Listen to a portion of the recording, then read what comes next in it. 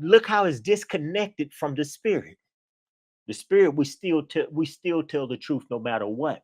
And so we can see that the sense and reasoning without the Holy Spirit, that means it's going to be disconnected from the essence of who God is. And then that's when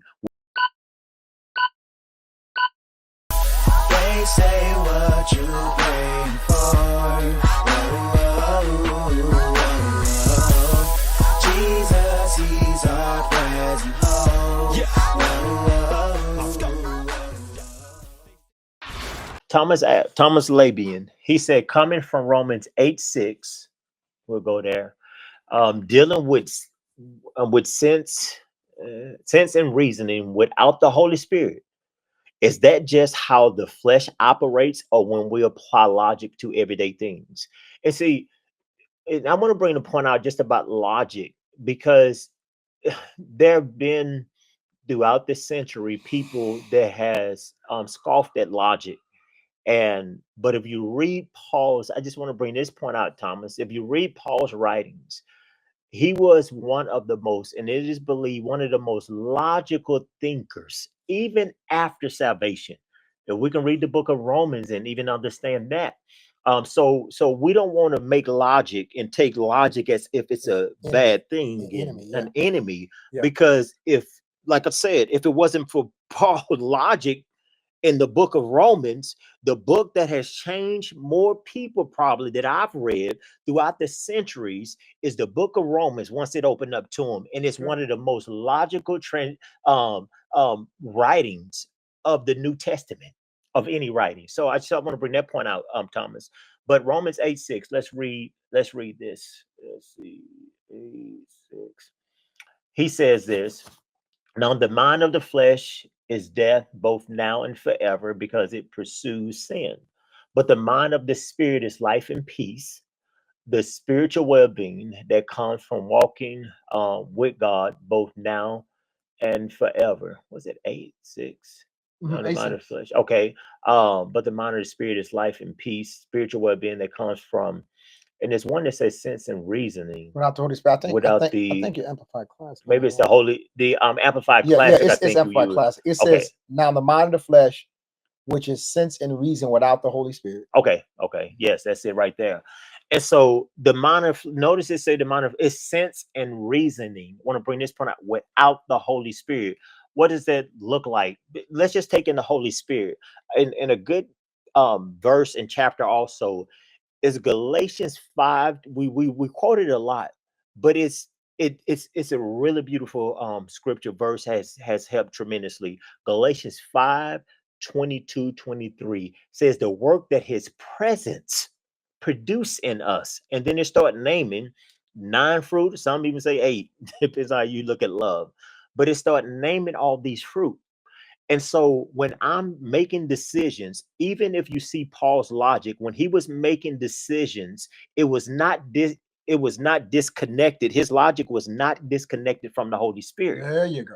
And so it was peaceable. I mean, he was long suffering. So he had all these things that was going about with it. And so sense and reason, I'll give an example. Like, it would make sense and be good reasoning to the flesh. Let's just say they told you on your job, okay, now if you clock in, and they do this all the time in the world, if you let's just, I mean, different things. But I'm just going to use this as an example. They might not do this exactly, but just give it an example. If you clock in, you got 3 chances. If you clock in 3 times late, 2 minutes late, you're gonna get fired. So you've already reached the 2. And then the third time comes, nobody's around. And you have to make a decision. If I'm gonna, let's just say you have a time card, and you can write it on the time card. And you have to make a decision. Am I gonna tell the truth? If I tell the truth, I'm gonna lose my job. And then here come all your sense and reasoning. It'll come in and say, if you lose your job, if you have a family, you're not gonna be able to support your family. And also, let me give you another one. You pay good offering. so so you ain't gonna be able to pay your offering, and this is for the Lord. Now, you so start naming all these things. This makes good sense.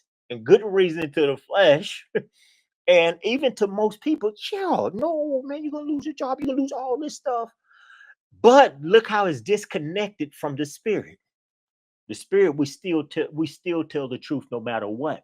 And so we can see that the sense and reasoning without the Holy Spirit, that means it's gonna be disconnected from the essence of who God is. And then that's when we get in trouble, so to speak, when we start trying to bring in logic. It's logical here, but if it's detached from the Holy Spirit. So that's what I give you, Thomas. Just make sure that when we're dealing with logic, our logic, as Paul was writing, was his logic wasn't disconnected from the spirit. Galatians 5:22-23 is good one. 1 Corinthians 13. And when it's disconnected from the spirit, and the best example I can give is what I gave, is when it's saying, oh man, okay, this here is going to make sense. It's going to be good reasoning. It's not going to hurt me in the moment, but in the long run, it's plaguing at your soul and you feeling guilt and condemnation. And so I hope that helps, and see if you had anything on that. I would just use this analogy, Thomas. Here's my hand. And if we understand that the way in which God has made us, it is never intended to operate independent of one or the other. And so we have the spirit, we have the soul, and we have the body. Or we might say the flesh, sense and reason without the Holy Spirit, whatever the case may be. We're talking about logic now. It's what we were speaking of. It's logic. Okay, so this is my hand. If my hand all of a sudden only has a thumb, my thumb is not going to be effective as a hand. If I only have my index finger is not going to become effective as a hand. Now, it is a hand. It's called a hand because we have a thumb and 4 fingers. Once we begin to remove any of the elements of the hand now begins to diminish in its intended use. Follow me. Yes, stay with me. So then what Minister Des is saying is that, and he said it directly, is that no problem with logic. Logic is just never to operate independent of the Holy Spirit. And so logic is part of the hand. Yeah, the good. Holy Spirit is the hand. But logic is part of the hand, right? Right. The mind is part of the hand. The emotions is part of the hand. The will is part of the hand. You following me? You with me? Yes, yes, yes. And so it's all part of God's makeup and creation. And if we begin to remove any of the elements of the hand now begins to diminish in its intended use. And so if we just walked around just trying to be spiritual only, we would diminish the intended use of the creation of God's three-dimensional man. That in spirit, that in soul, and that in body. We must learn to let those things work in accompaniment with one another. They must work in unison with one another, and neither must become the enemy. Of course, all the time being led by the Spirit of God ultimately, but notice being led by the Spirit of God and not only being the Spirit of God. As many of the sons of God are led by the Spirit of God.